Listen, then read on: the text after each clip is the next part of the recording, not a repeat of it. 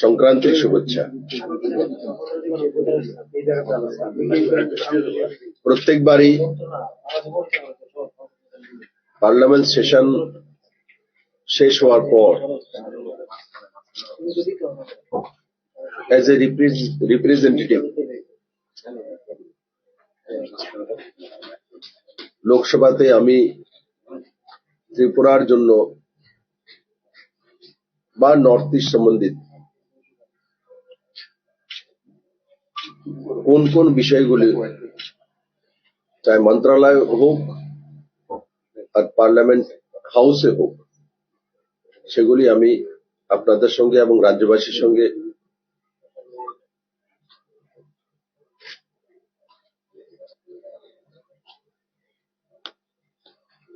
একত্রীকরণ করি এবং রাজ্যবাসীর অবগতির জন্য আপনাদের মাধ্যমে তা প্রস্তুত করি। গত যে লোকসভা সেশন সেটা 1 থেকে 19 ডিসেম্বর পর্যন্ত হয়েছে।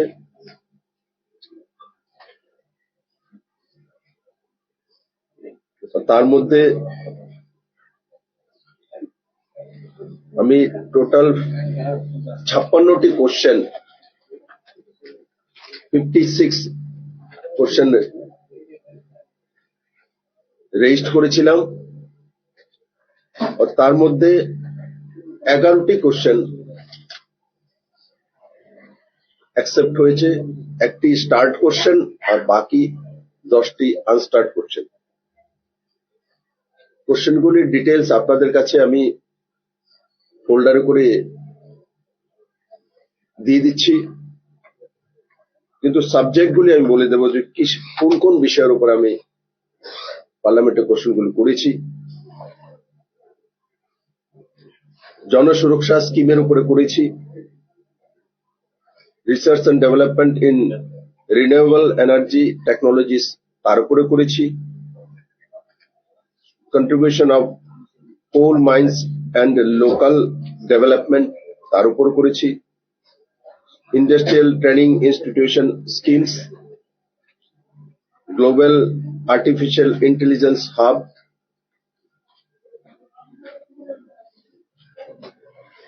Cruise Bharat mission, challenges in power sector, performance reviews of health sector, best performing states under WDC।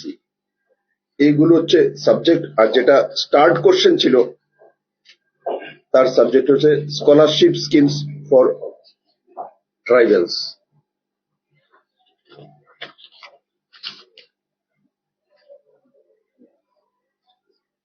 আমি এমপি হিসাবে প্রতি বছর 5 কোটি টাকা এমপি লেড ফান্ডের জন্য ভারত সরকার আমাদেরকে দিয়ে থাকেন। আমি প্রায় 1.5 বছর রাজ্যসভার এমপি ছিলাম, এখন প্রায় 1.5 বছর হচ্ছে লোকসভার এমপি। তো দুইটা মিলিয়ে প্রায় 3 বছর। তো 3 বছর মানে প্রায় 15 কোটি টাকা বরাদ্দ হয়েছে। তার মধ্যে রাজ্যসভা থাকাকালীন 13 প্রজেক্ট আমি ত্রিপুরার বিভিন্ন স্থানে দিয়েছি। তার মধ্যে 4,57,37,591 টাকা ইনভেস্ট হয়েছে। 4,57,37,591 13টি প্রজেক্ট। লোকসভাতে 2024-25 ফাইন্যান্সিয়াল ইয়ার 7টি প্রজেক্ট দিয়েছি।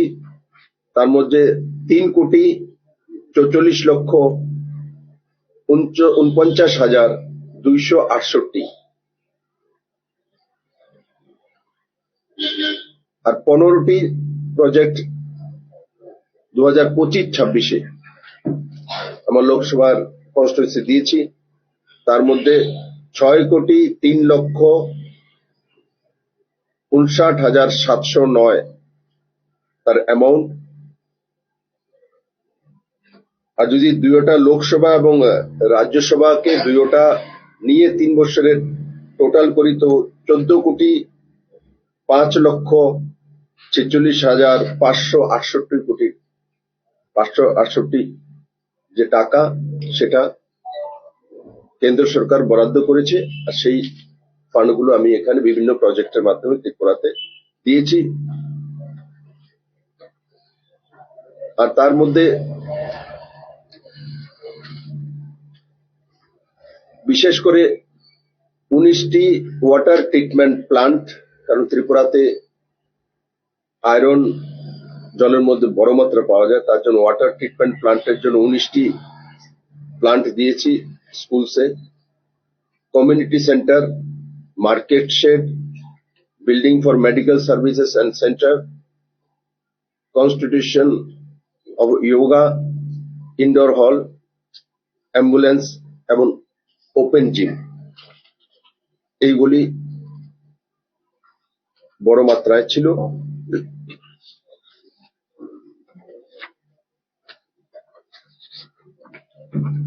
ফাইন্যান্সিয়াল অ্যাসিস্ট্যান্স যেটা প্রাইম মিনিস্টার রিলিফ ফান্ড থেকে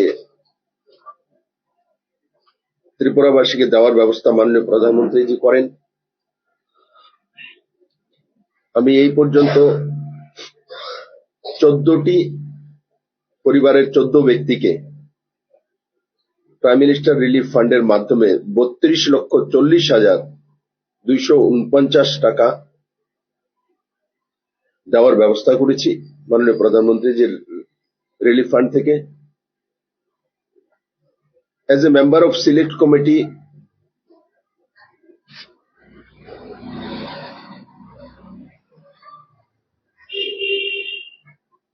তার জন্য আমি একটা পার্লামেন্টের রিপোর্ট রেকর্ড করেছি। Evidence were given before the select committee on insolvency and bankruptcy code amendment bill 2025 in the Lok Sabha. এটা হচ্ছে ব্যাংকরাপসি কোডের অ্যামেন্ডমেন্ট বিল, যেটা ঐতিহাসিক পরিবর্তন আনবে। এমনিতে তার বিষয়ে হয়তো পত্রপত্রিকা বেশি লেখা হয় না, কিন্তু প্রত্যেকটি মানুষ তার সঙ্গে কোনো না কোনো ভাবে জড়িত থাকে, মানে অনেক ইম্পর্টেন্ট বিল। তার জন্য মাননীয় প্রধানমন্ত্রী নরেন্দ্র মোদীকে আমি ধন্যবাদ দেব যে এমন একটা বিল এনেছে যে ব্যাংকরাপসি যখন হয়, কেউ লোন নিয়ে এনপিএ দিতে পারেনি, কোনো বড় বিল্ডার নিয়ে নিল, কোনো কন্ট্রাক্টর নিয়ে নিল, কোনো ব্যক্তি হাউসের জন্য নিয়ে নিল, তারপর তার যে মানে আইনি গ্যারাকল, তো সেটা থেকে বেরিয়ে আস্তে আস্তে মানুষ কোনোদিন সে টাকাও ফেরত পায় না। আর কোনো ব্যাংক মনে করলেন যে একটা ব্যাংক করাপ্ট হয়ে গেল, তো তাকে টেক ওভার করার জন্য যে পুরনো ব্যবস্থা ছিল তার মধ্যে অনেক সময় লেগে যায়। এখন তার মাধ্যমে সহজতর করে, যাতে কোনো কোম্পানি ব্যাংকরাপ্ট হয়ে গেছে অন্য কেউ টেক ওভার করতে পারে খুব তাড়াতাড়ি, তার ব্যবস্থা করেছে। তার কারণে কেউ যদি কোনো জায়গাতে ইনভেস্ট করে কোনো ব্যাংকে টাকা রেখেছে, সেগুলো মানুষ আগে পেতে পেতে হয়তো পেতই না, বা 10 বছর 20 বছর পরে তার কোনো একটা কিছু হতো। কিন্তু এখন এই বিল পাস করার, এই বিলটা যখন পাস হয়ে যাবে, তখন তার মধ্যে মানুষের লোন হোক, তারপরে অন্য যে ব্যবস্থা, তার মধ্যে বড় মাত্রায় রিলিফ হবে।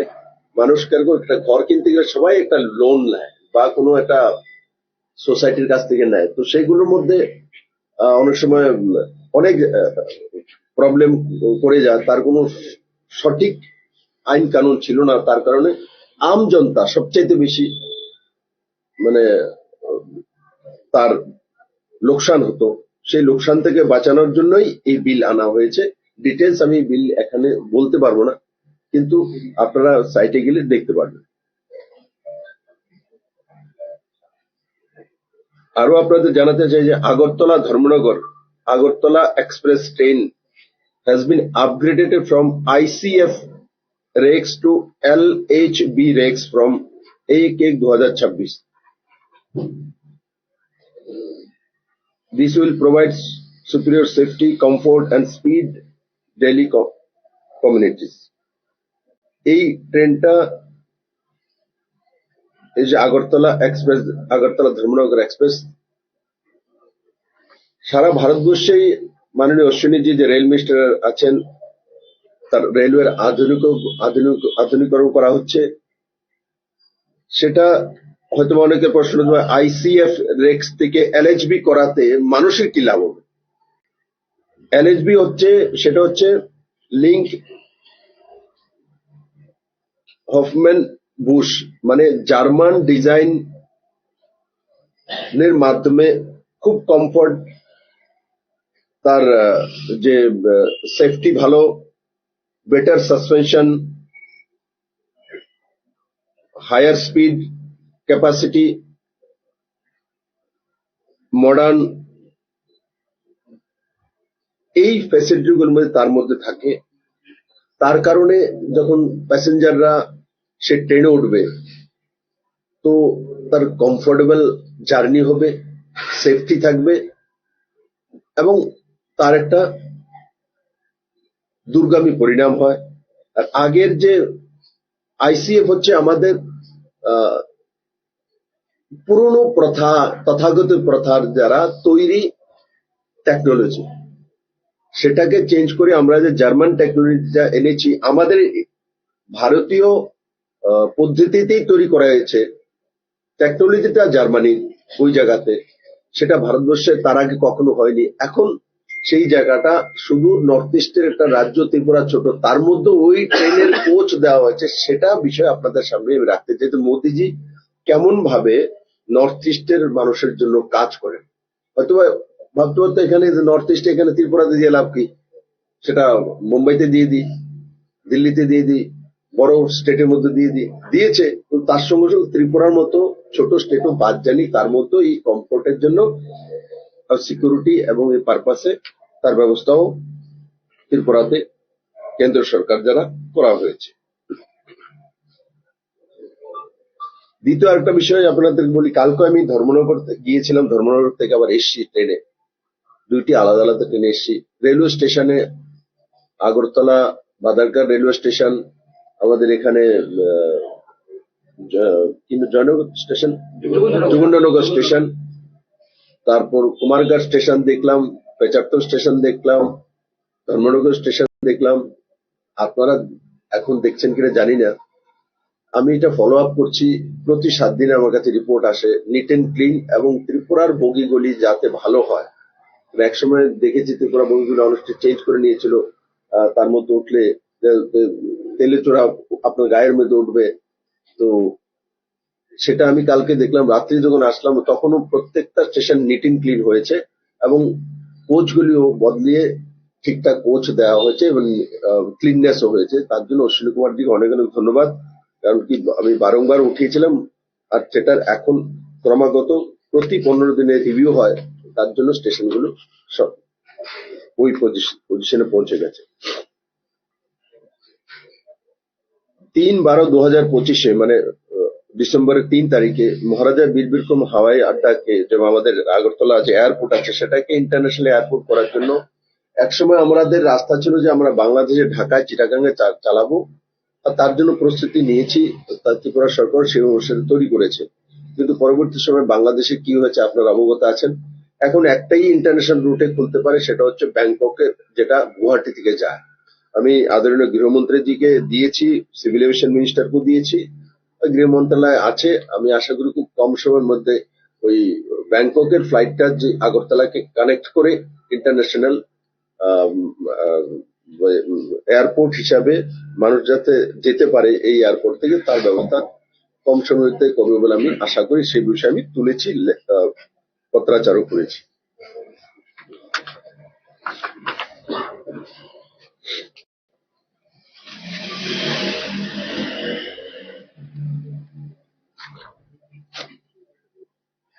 তাছাড়া 9 এপ্রিল 2025 0 আওয়ারে আমি ত্রিপুরার রোড কানেক্টিভিটি, ইনফিরিয়র রোড এবং যারা কন্ট্রাক্টর আছে কাজ করছেন তাদের উপরে নিগরানি করা, তাদেরকে পানিশমেন্ট দেওয়া, তাদেরকে ডিসকোয়ালিফাই করা, তার মধ্যে ডিটেইলস আমি তুলেছিলাম।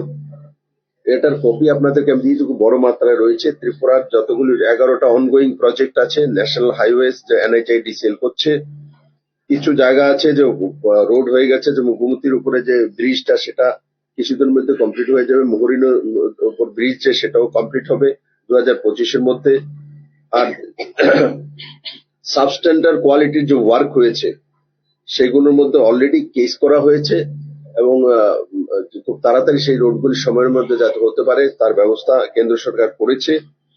L1 কে দিয়ে যখন টেন্ডার গুলো দেওয়া হয়েছে, আমি অবজেকশন তুলেছিলাম যে L1 করে দেওয়ার কারণে এটা একটা প্রসেস ঠিক আছে, কিন্তু কোয়ালিটি মেনটেন করছে না। কেন কি বিডিং প্রাইস যে আছে, বিডিং প্রাইস থেকে অনেক নিচে গিয়ে টেন্ডার করছে। টেন্ডার করে ত্রিপুরাতে যখন কাজ করার জন্য এরা আসে, তখন এসে দেখে যে এখানে প্রচুর বৃষ্টি হয়, এখানে এই সেই, তো কাজগুলো খারাপ করে বা দেরি করে আর বাহানা তৈরি করে। তার জন্য আমি বলেছি যে কোয়ালিটি অফ ওয়ার্ক যে দিতে পারে এদেরকে ডিসকোয়ালিফাই করে এদেরকে সরিয়ে অন্য কাউকে সেকেন্ড বিডার বা থার্ড বিডার, ফিফথ বিডার এদেরকে নিয়ে আসুন।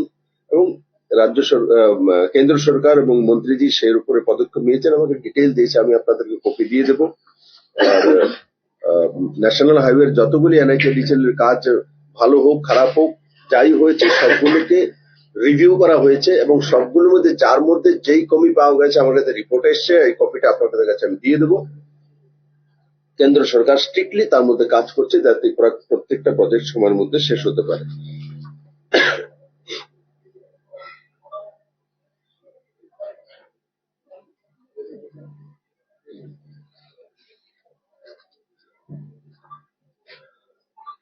আমাদের এখানে যে পোল্ট্রি ফার্মিং হয়, কারণ আমরা নন ভেজিটেরিয়ান ত্রিপুরাতে বড় মাত্রায়, পোল্ট্রি ফার্মিং জন্য যে ইয়েটা আসে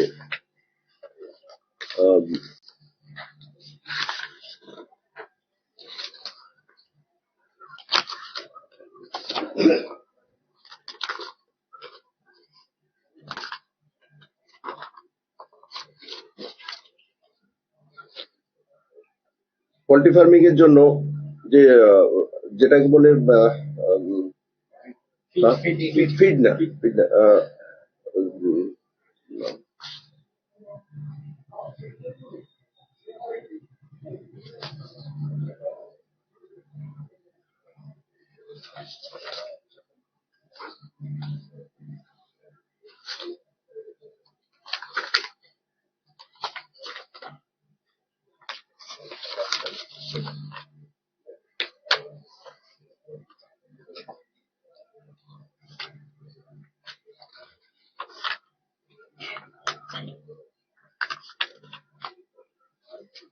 আমি বলে দিচ্ছি ওয়ার্ডটা বেশ ঠিক এখানে।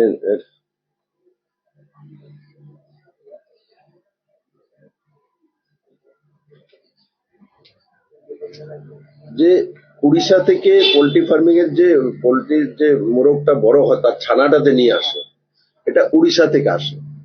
বড় মাত্রায় ত্রিপুরাতে তার বিজনেস হয়, মানুষের প্রয়োজনও হয়। এমনিতে সাধারণ মানুষ বুঝতে পারে এটা কিভাবে আসে। সেটা উড়িষ্যা থেকে এখানে আসে। আসার পর এয়ার ইন্ডিয়ার ফ্লাইটে অক্সিজেন সিলিন্ডারের সঙ্গে সেগুলো আসতে হয়। মাঝখানে সেগুলোকে বন্ধ করে দেওয়া হয়েছে, যার কারণে বাই রুটে যদি নিয়ে আসতে হয় তো বড় মাত্রায় তার ক্ষতিগ্রস্ত হয়, তার রেট বাড়ে, তাতে ত্রিপুরার মানুষের উপর এফেক্ট হয়। হয়তো বা এমনিতে আপনি বুঝতে পারবেন না, তার রেট বেড়ে যাবে, মাংসের রেট বেড়ে যাবে, ডিমের রেট বেড়ে যাচ্ছে। তার জন্য আমি মন্ত্রী সিভিল এভিয়েশন মিনিস্টারকে পত্রাচার করেছি 1/9/2025-এ। তার মধ্যে যে আগরতলা কলকাতা যে রোড আছে, উড়িষ্যা থেকে ট্রান্সপোর্টেড করে Agartala airport via Kolkata oxygen air cargo of air India, তো সেটা আসতেও সেটা বন্ধ হয়ে গেছে। সেটা পুনরায় চালু করার জন্য আমি দিয়েছি, তাতে ত্রিপুরার মানুষের উপকার হবে।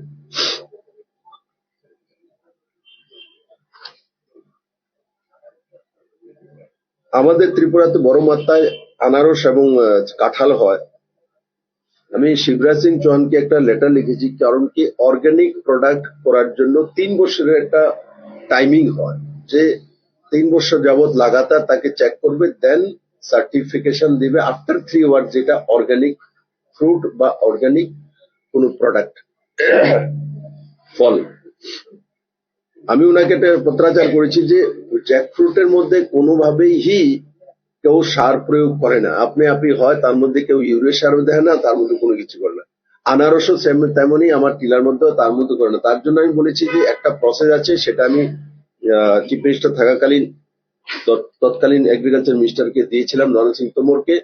ওনাকে আমি তার রেফারেন্স দিয়ে বলেছি যে আপনি ত্রিপুরা জ্যাকফ্রুট এবং পাইনাপেলের স্যাম্পল নিয়ে টেস্ট করে, আজকে এই প্রসেস আছে, টেস্ট করে দেখে নিন যে এগুলো অর্গানিক কিনা, তার প্যারামিটার ম্যাচ করছে কিনা। করলে অর্গানিক সার্টিফিকেট যখন পেয়ে যাবে, তো তাতে আমাদের ত্রিপুরার চাষিরা বড় মাত্রা লাভবান হবে। যেই জ্যাকফ্রুট হয়তো বা 100 টাকা বিক্রি হচ্ছে, সেটা 400-500 টাকা বিক্রি হবে, পাইনাপেলেরও সেটাই হবে। সেই বিষয়ে কেন্দ্র সরকারকে আমি পত্রাচার করেছি, তার প্রসেস চলছে।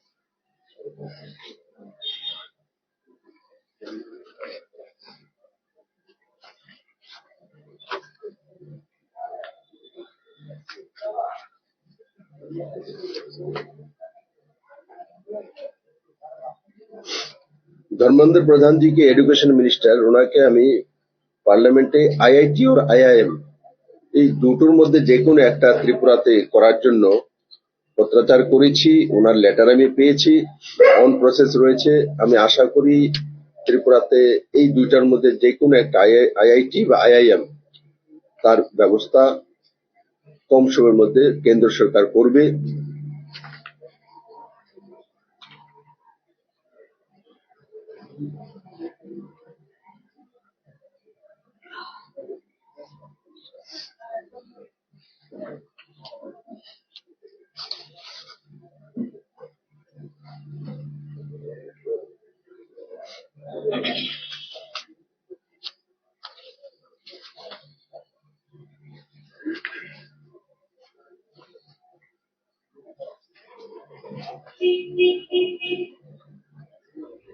তিনটা রূপের জন্য আমি 21/12/2023 তিনটা রূপে তৈরি করার জন্য, একটা হচ্ছে Maharani Chhabimura Udaipur railway station to Matarbari, তিনটা রূপে করার জন্য আমি কেন্দ্র সরকারকে পত্রাচার করেছিলাম।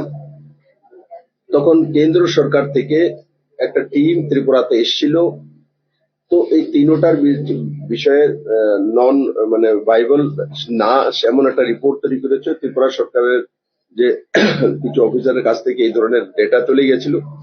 আমি পরবর্তী সময় নীতিন গাডকারির সঙ্গে দেখা করেছি, দেখা করে ওনাকে বলেছি যে আপনি এই তিনটা প্রজেক্ট ভাইবেল হবে ত্রিপুরাতে, আর তার কি কারণে হবে তার ডেটা আমি চিফ সেক্রেটারির কাছ থেকে নিয়ে ওদেরকে দিল্লিতে করেছি। তো এই যে তিনটা প্রজেক্ট বললাম, সেটা হয়তোবা এই বাজেটের মধ্যে, এখন যে বাজেট পেশ হবে তার মধ্যে আসবে। তো তাতে হয়তোবা তিনোটা প্রজেক্ট মিলিয়ে হয়তো 600 কোটি টাকার কাছাকাছি। তো Matabari to Matabari railway station, Matabari to Maharani, যেখানে 51 পিট তৈরি হচ্ছে, 100 কোটি টাকা খরচা করে, আর 98 করবো না, 100 কোটি টাকা খরচা করে তার পর্যন্ত রূপে, আর ওখান থেকে ছবি মোড়া। তো এই তিনটা রূপের জন্য প্রস্তাব করেছি। এবং যে চেয়ারম্যান আছেন তার আমার কাছে এসেছিলেন, আমার বাড়িতে দিল্লিতে মিটিং হয়েছে, উনি এগ্রিড হয়েছেন এবং ফাইল চালিয়েছেন। আমি আশা করি এই বাজেটে হয়তোবা এই তিনটা রূপে স্যাংশন হয়ে গেলে ত্রিপুরাতে বড় মাত্রায় ট্যুরিজমে এবং মানুষের রোজগার হবে। আর যেটা প্রশ্ন ছিল যে ফুটবল নেই, তো এমন একটা রিপোর্ট চলে গেছিল যে মাতাবাড়িতে 500,000 মানুষের ফুটবল, মাতাবাড়িতে অ্যাভারেজ ফুটবল আপনারা সবাই জানেন যে 10,000, 10,000। তো এই ধরনের রিপোর্ট ওইভাবে তৈরি করা হয়েছিল, কিন্তু সেগুলিকে চিফ সেক্রেটারির দিকে ঠিকঠাক করে আমি আবার পাঠিয়েছি এবং আশা করি এগুলো হলে বড় মাত্রায় ত্রিপুরার ছেলেমেয়েরা রোজগার পাবে এবং এন্টারটেনমেন্ট তো হবেই, তার সঙ্গে সঙ্গে মাতাবাড়িতে যে আমাদের শ্রদ্ধার জায়গাটা সেটাতে যাওয়ার একটা সুন্দর সুযোগ হবে রূপের মাধ্যমে।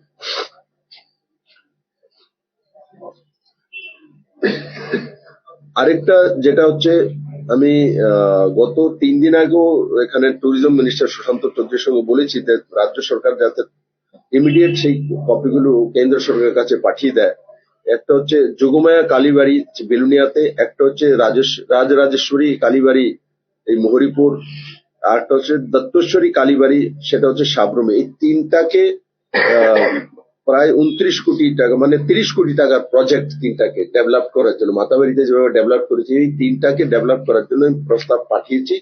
রাজ্য সরকারের কাছ থেকেও সেটা যেতে হয়, হয়তোবা আজকে চলে গেছে বা কালকে চলে যাবে, রাজ্য সরকারও সেটা করে পাঠাচ্ছে। আর এতে আমাদের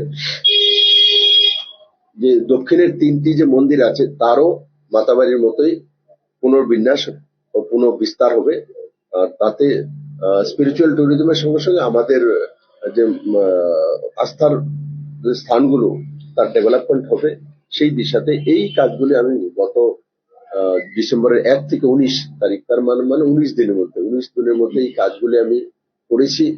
আর আপনাদের মাধ্যমে ত্রিপুরার জনতার কাছে সেগুলো পৌঁছে দেওয়া, তাদের সামনে রাখা, এটা আমার কর্তব্য, প্রত্যেকবার করি, তার জন্য এবারে করছি। আগামী সেশন আমাদের শুরু হবে, বাজেট সেশন, সেটা 28 তারিখ থেকে শুরু হবে। আর আগামী সেশনের পরে তারপরে দেখা যাক, এখন তো পশ্চিমবঙ্গে সময় দিতে হয় বেশি, তো তখন বসবো, পশ্চিমবঙ্গের রেজাল্টও শুনবেন আর আগামী সেশনও দেখবেন। ধন্যবাদ। কিছু যদি বলার থাকে আমাকে জিজ্ঞাসা করতে পারেন। পশ্চিমবঙ্গে বিজেপি কি আশাবাদ? কে জিজ্ঞাসা করেছে? আপনার কি মনে হয়? স্যার আপনি তো ঘুরছেন, দেখছেন, আপনি কি আশাবাদী করেন? আপনি বিজেপিকে পশ্চিমবঙ্গে কি ফিরিয়ে আনতে পারবেন? বিজেপি কেন, পশ্চিমবঙ্গের মানুষ, পশ্চিমবঙ্গের ঐতিহ্য, পশ্চিমবঙ্গের যে ইকোনমি, পশ্চিমবঙ্গের মান সম্মান ইজ্জত ফিরিয়ে আনে। পশ্চিমবঙ্গের কোনো কিছু আর মমতা ব্যানার্জি আর কমিউনিস্টরা রাখেননি, সব বিক্রি করে রাখিয়েছে। তার জন্য পশ্চিমবঙ্গের মানুষ তৈরি হয়ে বসে আছে। ইলেকশনের দিনক্ষণ সময়টা আসলেই মানুষ রাস্তায় নামবে। মানুষ, পশ্চিমবঙ্গের মানুষ তার অধিকার চাইবে, কারণ পশ্চিমবঙ্গ এমন একটা জায়গা যেই প্রদেশটা ভারতের ইকোনমিতে 1953 আগে মোটামুটি 25 থেকে 30% রেভিনিউ দিত। ভারতবর্ষের ইকোনমি মানে 70% পুরো দেশের রাজ্যগুলো পশ্চিমবঙ্গ একা দিত, এখন সেটা দাঁড়িয়েছে সিঙ্গেল ডিজিটে। কার জন্য হয়েছে? কমিউনিস্টের জন্য, মমতা বন্দ্যোপাধ্যায়ের জন্য, ওনার ভাইপোর জন্য হয়েছে। এরা শুধু ব্যক্তিগত রোজগার ছাড়া, পশ্চিমবঙ্গে এখনো সেই ব্যবস্থা রয়েছে, কিন্তু এরা কোনোদিন গভর্নমেন্ট রেভিনিউ ইনকামের দিকে নজর দেয় না। সিস্টেমেটিক্যালি যদি সেই ইনকামটা হয় তো গভর্নমেন্ট রেভিনিউ হয়, গভর্নমেন্ট রেভিনিউ যখন বাড়ে তখন স্টেট বাজেট হয়। পশ্চিমবঙ্গে ভারতবর্ষের মধ্যে সবচেয়ে বেশি প্রতি ব্যক্তি ঋণ। একটা বাচ্চা শিশুদের পশ্চিমবঙ্গে এখন জন্মগ্রহণ করে তার উপর 77,000 টাকা ঋণ। পার ক্যাপিটা ইনকাম পশ্চিমবঙ্গের মধ্যে, দেশ যখন স্বাধীন হয়েছিল দেশের যে অ্যাভারেজ পার ক্যাপিটা ইনকাম ছিল তার 1.5 গুণা ছিল পশ্চিমবঙ্গের মধ্যে। আজকে 2025, আজকে দেশের পার ক্যাপিটা ইনকাম 2,25,000 কাছাকাছি দেশের পার ক্যাপিটা ইনকাম, আর পশ্চিমবঙ্গের হচ্ছে 1,29,000। কোথায় গিয়ে দাঁড়িয়েছে? 36 নম্বরে পৌঁছে গেছে। আর পশ্চিমবঙ্গের ওভারঅল যে ডেভেলপমেন্টের তার যেই প্যারামিটার হওয়া উচিত, পশ্চিমবঙ্গ থেকে এই পর্যন্ত প্রায় 7,000 ছোট বড় কারখানা ইন্ডাস্ট্রি পশ্চিমবঙ্গ ছেড়ে চলে গেছে ওনাদের নীতির কারণে, ওনাদের কাটমানির কারণে, ওনাদের অত্যাচারের কারণে। তার জন্যই বললাম যে পশ্চিমবঙ্গেতে বিজেপি 2021-এ বিজেপি ইলেকশন লড়েছিল, জনতা সাথ দিয়েছে। This is the narrative. Now জনতা লড়ছে, বিজেপি সাথ দিচ্ছে। এটা হচ্ছে ডিফারেন্স। ত্রিপুরা এবং পশ্চিমবঙ্গে দুই ক্ষেত্রেই পরিবর্তনের ক্ষেত্রে ত্রিপুরাতে আপনি সাকসেস হয়েছেন, পশ্চিমবঙ্গে এখনো লড়াই চলছে। কোন ফিল্ডটা বেশি কঠিন বলে মনে হচ্ছে আপনার? দেখুন, কঠিন শব্দটা আমি আমার জীবনে আমি বিশ্বাস করি না। কঠিন কোনো শব্দই নেই। কঠিন মনে হয় এই শব্দটা ডিকশনারিতে না থাকাই মানুষের জীবনের জন্য সবচেয়ে বড় উপহার। না, আমি সবসময় দেখতেন ত্রিপুরাতে আমি ক্যাম্পেনিং করার সময় বলতাম যে নাকারাত্মক শব্দগুলি জীবনে না থাকাই ভালো। যে এখানে ত্রিপুরাতে বলতো দিচ্ছে না, করছে না, হতে দেব না, ভেঙে দেব, গুড়িয়ে দেব, কেন্দ্র বঞ্চনা, এই যে শব্দগুলো আমি একসময় বলতাম, আমার ভাষণ তুলে নিয়ে নেব, এই শব্দগুলো থেকে যে মুক্তি পাবে সেই জীবনে সাকসেস হয়ে যাবে। আর এই শব্দগুলো যতবার উচ্চারণ করবো তত বেশি তোমার জীবনে অন্ধকার আসবে। তো সেই কারণে আমি আপনাকে বলবো যে কঠিন শব্দ ডিকশনারিতে না রাখা উচিত। দুনিয়াতে কঠিন কোনো শব্দই নেই। আপনার ইচ্ছা শক্তির উপর নির্ভর করে আপনি এটা করতে চাচ্ছেন বা করছেন বা করতে পারবেন বা সাকসেস হবেন। তো নরেন্দ্র ভাই মোদীর ডিকশনারিতে কঠিন কোনো শব্দ নেই। যে ব্যক্তি রাম মন্দির তৈরি করতে পারে, যে ব্যক্তি 370 আর্টিকেল সরাতে পারে, যে আর্টিকেল 35 সরাতে পারে, যে অপারেশন সিন্দুর করতে পারে, যে সার্জিক্যাল স্ট্রাইক করতে পারে, যে 3 তালাক উঠাতে পারে, যে ভারতের ইকোনমিকে 5 মানে দুনিয়ার 5ম ইকোনমিতে নিয়ে যেতে পারে, যে আমেরিকান রক্তচক্ষুর থাকার পরও পাকিস্তানকে সবক শেখাতে জানে, তো স্বাভাবিকভাবে ভারতীয় জনতা পার্টির ডিকশনারিতে বা নরেন্দ্র ভাই মোদী বা অমিত শাহ ডিকশনারিতে কঠিন কোনো শব্দ নেই। তো পশ্চিমবঙ্গের এপ্রিলে হয়তো বা ইলেকশন হবে দিনক্ষণ হিসাবে, নিশ্চিত জনতা এবার মমতা বন্দ্যোপাধ্যায়কে তার রাস্তা দেখাবে। আর এমনি তো উনি পশ্চিমবঙ্গের মানুষের জন্য কোনো কিছু করেননি। উনি মা মাটি মানসিকতা বলতেন। উনি সমস্ত মায়েদেরকে লেলিয়ে দিয়েছেন। মায়েদেরকে বলছেন 7টার পরে না বেরো, কারণ সব রেপিস্টটা ঘুরে বেড়ায়, তো তোমরা 7টার পরে না বেরো। তো আমি আপনাদের সামনে বলি, মমতা ব্যানার্জিকে যদি মমতা ব্যানার্জি মা বলতেন, মা তুই রাত্র 7টার পরে বেরোবি না, মমতা ব্যানার্জি কোনোদিন মুখ্যমন্ত্রী হতে পারতেন? বাংলার মতো প্রগতিশীল রাজ্যের মধ্যে বলে মেয়েরা 7টার পর না বেরোলো, কত বড় অপদত্তা তার কাজ, কি মানসিকতা ওনার হয়ে গেছে। তো মা মাটি মানুষের মাকেও তো উনি সর্বনাশ করেছেন। সবচেয়ে বেশি রেপ আর ধর্ষণ পশ্চিমবঙ্গের মধ্যে হয়। সবচেয়ে দুর্ভাগ্যের বিষয় যে কনভিকশন রেট সিঙ্গেল ডিজিট, ওয়ার্ল্ডে কোথাও নেই কনভিকশন রেট সিঙ্গেল ডিজিট। তার কারণ হচ্ছে কারণ পুলিশ ইনভেস্টিগেশন করে না, আর তার মমতা ব্যানার্জির ডাইরেক্ট হস্তক্ষেপের কারণে। এই হলো মা মাটি। উনি ওনার ভাইপোকে বিক্রি করে দিয়েছেন, ওনাকে দিয়েছেন সমস্ত কিছু ওনার হাতে। তো মাটি তো ভাইপো নিয়ে চলে গেছে। আর মানুষ তো পশ্চিমবঙ্গ ছেড়ে পালাচ্ছে। 1.5 কোটি নজওয়ান যে সময় একসময় ছিল ভারতবর্ষের থেকে রোজগার করার জন্য মানুষ কলকাতাতে যেত, এখন কলকাতা থেকে ছেলে মেয়ে পালিয়ে 1.5 কোটি ছেলে মেয়ে বাড়িঘর ছেড়ে রোজগারের সামান্য ভাত খাওয়ার জন্য, ভাত ডাল খাওয়ার জন্য ভারতবর্ষের বিভিন্ন প্রান্তে ছোট ছোট চাকরি করে 10,000 15,000 টাকা, যেটা বাংলার ইতিহাস কোনোদিন ছিলই না। এই হচ্ছে পশ্চিমবঙ্গের অবস্থা। আপনারা নিশ্চিত থাকবেন মানুষ জবাব দেবে। ত্রিপুরা নিয়ে একটা স্পেসিফিক কোশ্চেন, এটা হচ্ছে বিজেপি সরকারে আছে কিন্তু এখনো পর্যন্ত হেজামারায় পার্টি অফিস করতে গিয়ে আক্রমণের শিকার হচ্ছে বিজেপি কার্যকর্তা। অন্যদিকে মুখ্যমন্ত্রী যেটা বলছেন যে বড় ভাই ছোট ভাইয়ের মতো থাকা উচিত। এডিসি নির্বাচনে 28টা আসনে বিজেপি লড়াই করবে। কোথাও না কোথাও কি ত্রিপুরামতার বিরুদ্ধে যে এই অভিযোগ বা আক্রমণ, জোটের মধ্যে ফাটল দেখা দিচ্ছে, সম্পর্ক তিক্ততা বাড়ছে? এবং কালকে আমাকে নর্থ একটা প্রশ্ন এই ধরনের করেছে। আমি তো এতটাই বুঝি, আমি এত বড় রাজনীতিবিদ নাই, কিন্তু মাটি আমি বুঝি, মানুষকে চেনার চেষ্টা করি।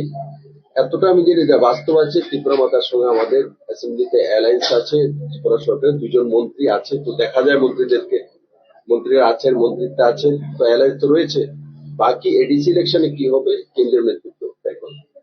BJP confidence this alliance is post poll alliance.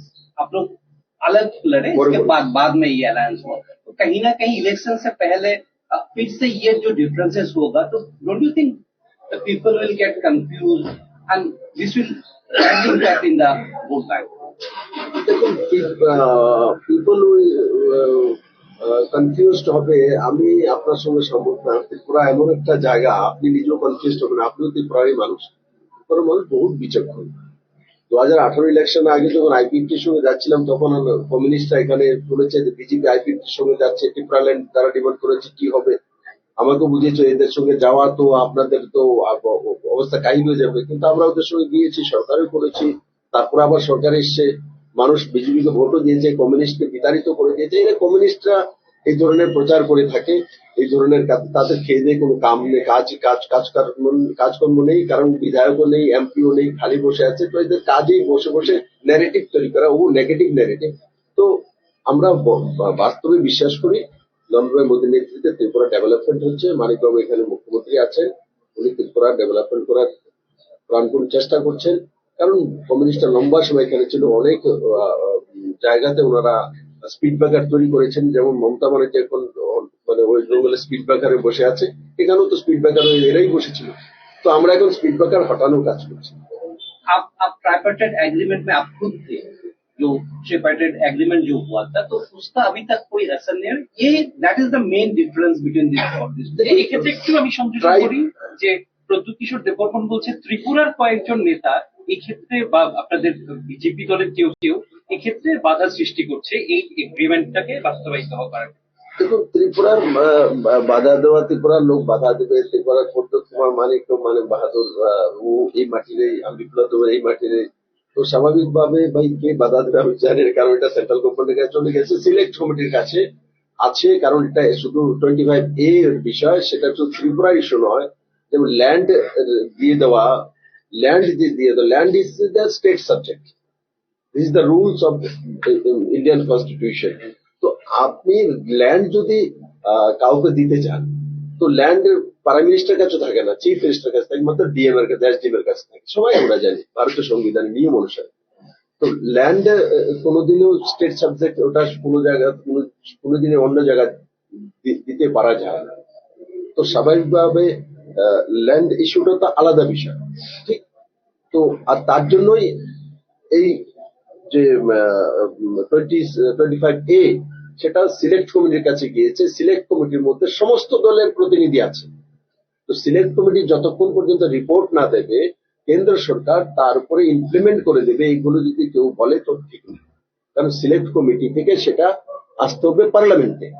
Select committee যখন সেটা তয় করে পার্লামেন্টে আসবে, পার্লামেন্টে ডিবেট হবে, ডিবেট হওয়ার পরে তখন গিয়ে সেটা বিল হয়, বিল হয়ে তখন এটা রাষ্ট্রপতির ডাইরেকশন নোটিফিকেশন করে, দেন সেটা ইমপ্লিমেন্ট হয়। তো এখন সিলেক্ট কমিটির কাছে, সিলেক্ট কমিটির মধ্যে সব দলের প্রতিনিধি আছে। তো আমরা কোথায় আটকে রেখেছি? কেন্দ্র সরকার তো আটকানে।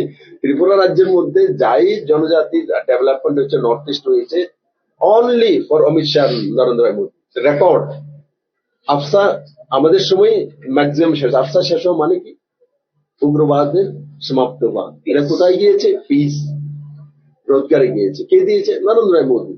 তো শুধু ত্রিপুরাতে করেছে না, পুরো নর্থ ইস্টের কোন ওভারঅল ডেভেলপমেন্ট যদি কোনো রাজ্য সরকার বা কেন্দ্র সরকার করেছে, ভারতীয় জনতা পার্টি এনডিএ সরকাররাই করেছে। This is the true.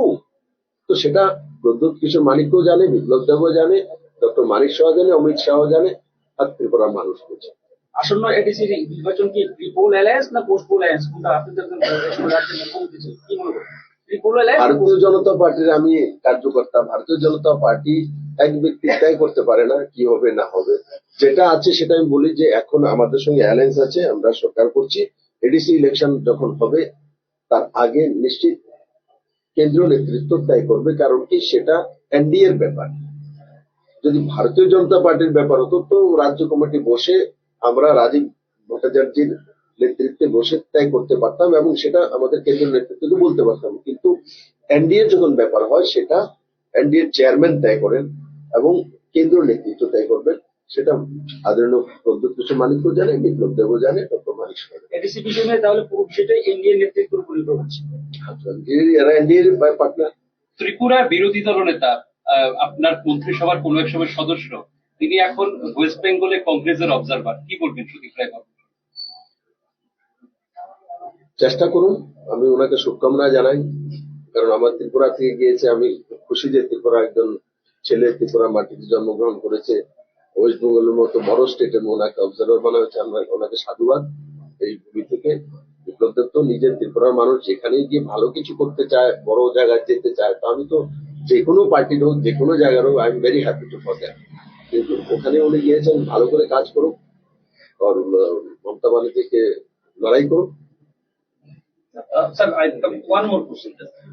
The script of Boro को लेके काफी देर से ये रुका हुआ है, इस पर आपका क्या राय है पर्सनली? और जो ट्राइपार्टाइट एग्रीमेंट कह रहे हैं उनके तरफ से बार बार कह रहा था कि 6 महीने का timeline, was there any timeline actually उसमें कि 6 महीने में इसको इम्प्लीमेंट करना है, ऐसा कुछ? আপনার উপর নির্ভর করে না, আমি বললাম না। আমি হয়তো বা আমরা হয়তো 6 মান্থের বলেছি বা 3 মাসের বলেছি, 7 দিনের বলেছি। আপনি 7 দিনের বলেছেন, কিন্তু আপনি সেটা কোথায় পাঠিয়েছেন? সেন্ট্রাল গভর্নমেন্টের সময়সীমা আপনি তয় করতে পারবেন, আপনার দায়রার মধ্যে নেই। তো মানুষকে কনফিউজ না করা, বোঝা উচিত যে আপনি বলেছেন 6 মাসের মধ্যে করে দেবো, আমি তো 3 দিনের মধ্যে করে দিয়ে পাঠিয়ে দিয়েছি। কৃষ্ণদার আমি মিলে এনসি দেববর্মা ছিল, পাঠিয়ে দিয়েছে, পাঠিয়ে দেবো। কেন্দ্র সরকার দেরি করেনি, তার মধ্যে অনেক রাজ্য সরকার অবজেকশন আছে, অনেক রাজ্য সরকার, নাম বলবো না, রাজ্য সরকার ভাবে ভাই ভাই যদি কেন্দ্র সরকারই ল্যান্ড তয় করতে পারে, তার রাজ্য সরকারগুলি যে বিজেপি বিরোধী রাজ্যগুলো আছে, তামিলনাড়ুতে স্টালিন মুখ্যমন্ত্রী, ওয়েস্ট বেঙ্গলের মমতা ব্যানার্জি মুখ্যমন্ত্রী, উনি বলবেন আরে আমার মুখ্যমন্ত্রী পাওয়ারে নিয়ে চলে যাচ্ছে, আমার তো আরেক ঝামেলা তৈরি হবে। তো তার জন্যই সিলেক্ট কমিটি পাঠানো হয়েছে, কারণ সেই সিলেক্ট কমিটির মধ্যে সব দলের প্রতিনিধি থাকবে, দেন ডিসাইড হবে। তো সিলেক্ট কমিটির সময়সীমা বিপ্লব দেবেন অকাতে নেই তয় করার, আমার জীবনে আমি শুনিনি বা আমি তয় করতে পারবো, সেটা অসম্ভব। আপনি Now, what about corporate sir? Because that is 50 साल हो गया एक स्क्रिप्ट को लेके ये चल रहा है, तो आप कैसे देखते हैं? সময়ে সময়ে তার জন্য কমিটি করা হয়েছে। আমি যখন ছিলাম মুখ্যমন্ত্রী, এনসিআর নেতৃত্বে একটা কমিটি হয়েছিল, একবার রতনদার নেতৃত্বে একটা কমিটি হয়েছিল। তার কমিটি আছে, ফরমেশন হয়ে তার মধ্যে আলাদা আলাদা রিপোর্ট এসছে, আলাদা আলাদা ওপিনিয়ন আসছে। সেই ওপিনিয়নে গিয়ে যারাই মেম্বার ছিল একমত হতে পারছে না। আমরা ট্রাই করিনি, কমিউনিস্টের সময় কোনো ট্রাই করিনি, আমরা বারবার ট্রাই করেছি, কিন্তু তার মধ্যে কমিটির যারা সদস্য আছে, যারা ওপিনিয়ন দেয়, তাদের ওপিনিয়ন যদি এক ধরনের না হয়, তা আপনি সেই কমিটির রিপোর্ট পেশ করতে পারবেন। What is the procedure out? 50 years has gone. 50 years গন। দেখুন, ককবরক তো একটা মুঘলি ভাষা ছিল, ঠিক, দিস দ্য রিয়েলিটি। তো তার স্ক্রিপ্ট কি হবে অ্যাকচুয়ালি, কি ভারতে যতগুলো ট্রাইবেলদের ভাষা আছে সেগুলো ভারতীয় ভাষায় স্ক্রিপ্ট তৈরি, দিস ইজ দ্য রিয়েলিটি। এখন সেটা কি হবে না হবে, কে কি চাইছে সেটা আলাদা বিষয়, তার ওপিনিয়ন, তার বিষয় কমিটির সামনে রেখেছে, কমিটির কাছে রয়েছে। তার পরবর্তী সময় কি হবে, তার জন্য বিপ্লব দেব কিভাবে তয় করবে। আপনি মুখ্যমন্ত্রী থাকাকালীন রোপওয়ের যে ইনিশিয়েটিভ নিয়েছিলেন, তারপর আপনি বলছেন যে একটা রিপোর্ট গেছে যে কারণে রোপওয়ের কাজটা থমকে গেছে। কারা প্রশাসনে এরকম রিপোর্ট পাঠাচ্ছে যারা আছে? আমি সেগুলো চিফ সেক্রেটারিকে দিয়েছি, মানে কারা এই ধরনের করেছে, কিছু কিছু অফিসার অফিসার আছে ইন্টেনশনালি বিনা দেখে কিভাবে রিপোর্টটা পাঠিয়ে দিল। যেখানে ত্রিপুরাটা থেকে আমি চিফ মিনিস্টার ছিলাম, আমি মেম্বার অফ পার্লামেন্ট, আমি লিখছি, আমরা চাইছি, আমার মন্ত্রী চাইছে, চিফ মিনিস্টার চাইছে, ওর এমন একটা রিপোর্ট দিয়েছে যে রিপোর্টটা থেকে আমার মাথায় রবে, মাতাবাড়িতে 500-1000 ফুটবল এখানে লোক যাবে না। আপনিও তো মাতাবাড়ি লোক, এই মাতাবাড়ি রেলওয়ে স্টেশন থেকে রূপটা হলে সেখানে লিখেছে 5 জন পর্যন্ত লোক পাওয়া যাবে। আরে ত্রিপুরার মানুষকে আমি চিনি, দরকার হলে গাছের ফল, নারকেল বিক্রি করে গিয়ে রূপতে উঠে মাতাবাড়িতে যাবে লোকাল লোকেরাই। আমি তো ত্রিপুরার ছেলে, আমি জানি।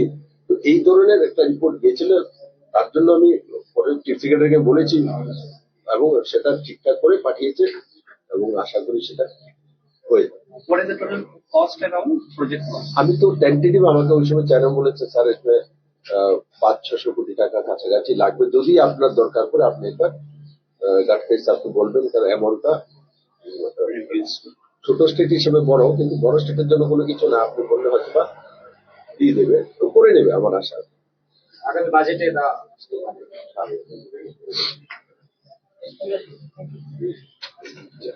চল।